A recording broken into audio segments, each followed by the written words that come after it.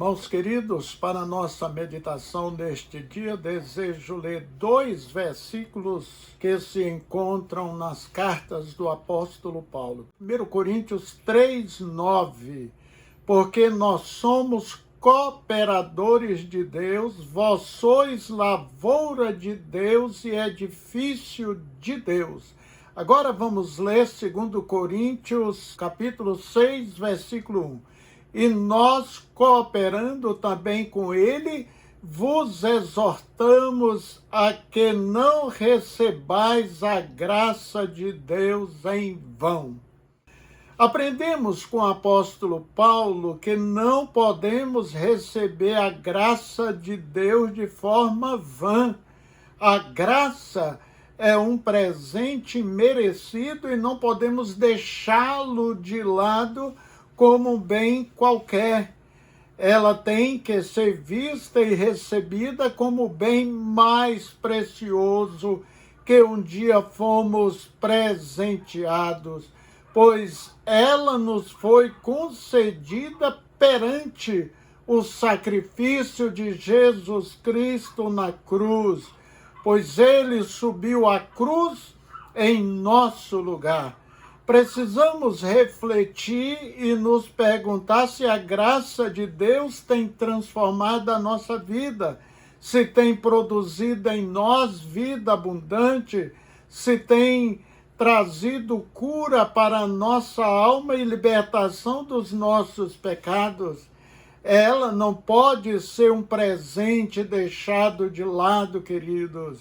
Ela representa o perdão, a reconciliação com Deus e, sobretudo, a nossa salvação. E a salvação não é uma promessa para o futuro, mas uma transformação contínua. Por isso, não desperdicemos a oportunidade de viver plenamente a graça de Deus hoje. No texto lido, Paulo fala que somos cooperadores de Deus.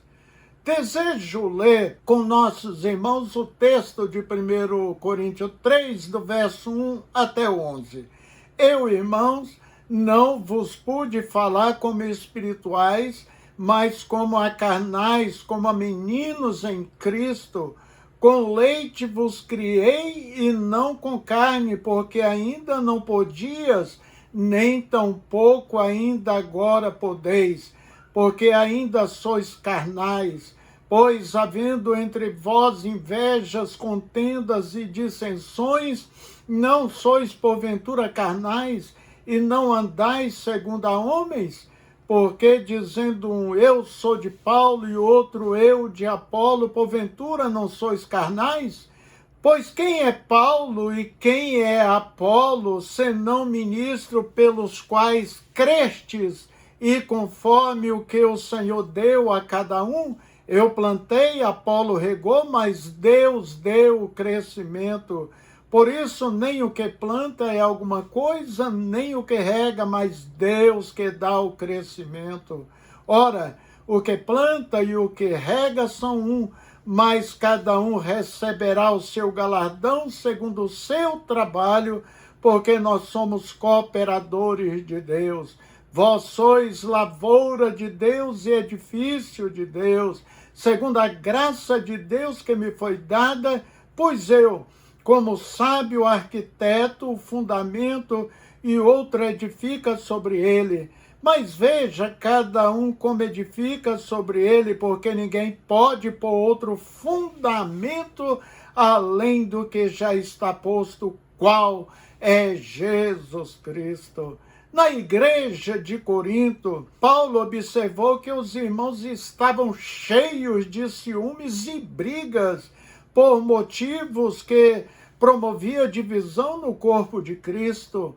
Paulo mostra que todos os crentes estão debaixo da autoridade suprema de Jesus Cristo.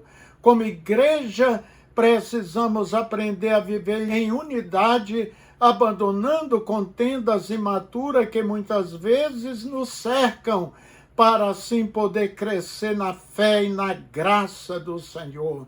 Paulo declara: porque nós somos cooperadores de Deus e vós sois lavoura de Deus e edifício de Deus. Fazer a obra por Deus é ser um cooperador de Deus. O cooperador de Deus se adequa aos planos de Deus, usa os recursos que Deus entrega e entrega os frutos a Deus. O cooperador de Deus foca em cuidar de vidas.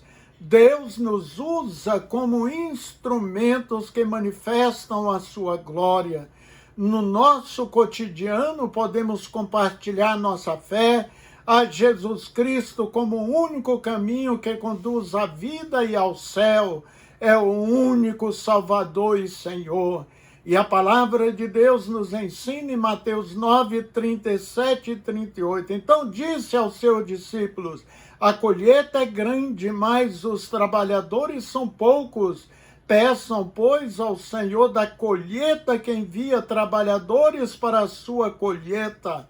Acho incrível a postura de Paulo, queridos, como um cooperador de Cristo. Em 2 Coríntios 9, 9 a 10, ele declara: como desconhecidos, apesar de bem conhecidos, como morrendo, mas eis que vivemos, espancados, mas não mortos, entristecidos, mas sempre alegres, pobres, mas enriquecendo a muitos, nada tendo, mas possuindo tudo.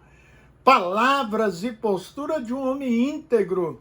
Sabemos o quanto o testemunho de um cristão faz diferença na vida dos irmãos e por isso devemos ser cuidadosos com a nossa imagem, principalmente com a credibilidade com a qual pregamos o Evangelho.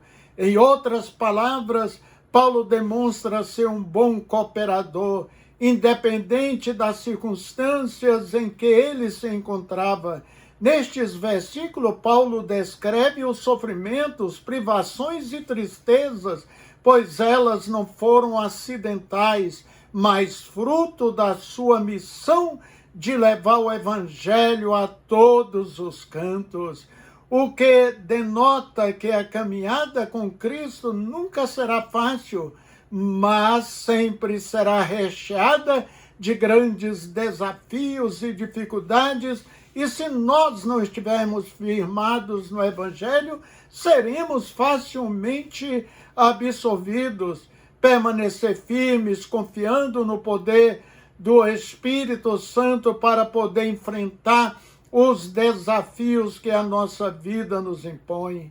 Paulo nos exorta, queridos, a viver uma vida onde a fé e a confiança no Senhor, mesmo enfrentando os desafios mais difíceis, as dores mais intensas, porém, vivendo debaixo da graça do Senhor e Salvador Jesus Cristo, seremos vencedores.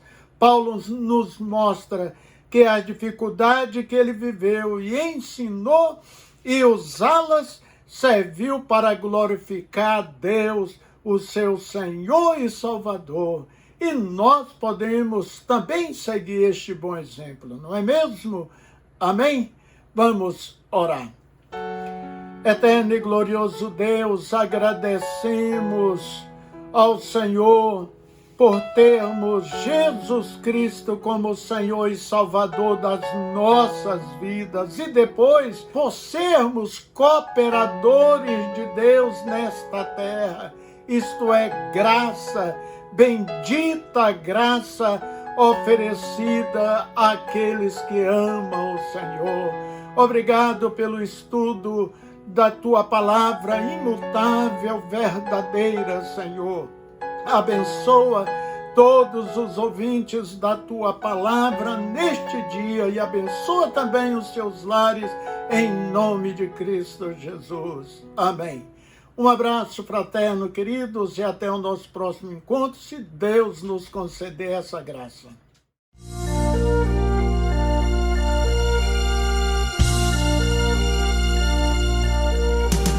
Olhando este mundo, ele viu grande multidão andando sozinho sem nada na mão. Sua vida foi rosa vermelha cravada na cruz. Quem passou por ele sentiu compaixão.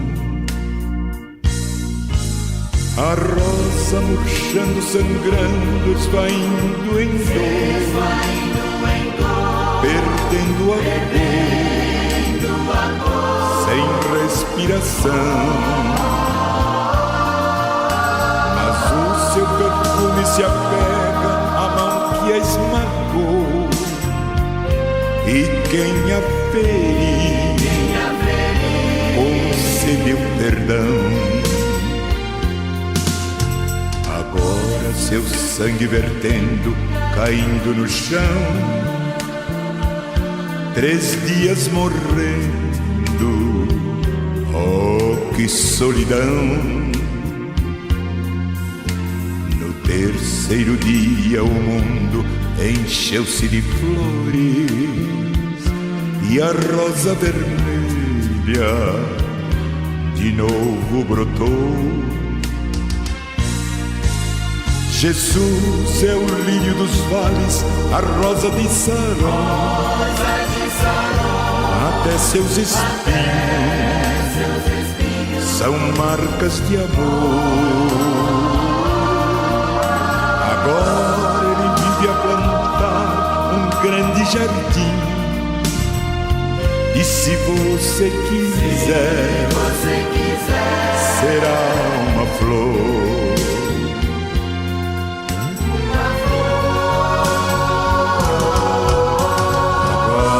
Seu sangue vertendo, caindo no chão, 3 dias morrendo, oh que solidão. No terceiro dia o mundo encheu-se de flores, e a rosa vermelha de novo brotou. Jesus é o lírio dos vales, a rosa de Saron, até seus espinhos são marcas de amor. Agora ele vive a plantar um grande jardim,